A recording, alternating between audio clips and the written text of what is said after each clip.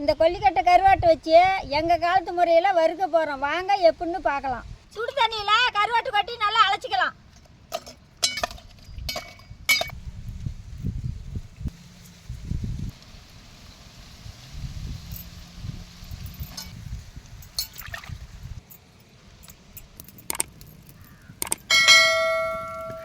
எண்ணெய்,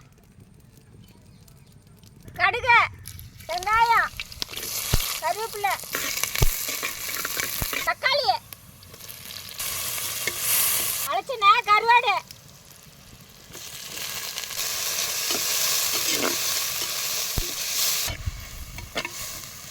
கரைச்சா புளித்தண்ணி,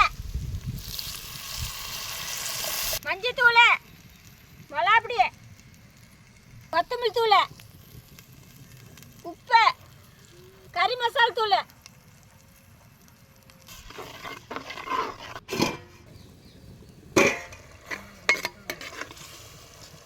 கருவாடு ரெடி ஆயிடுச்சு, இறக்கலாம்.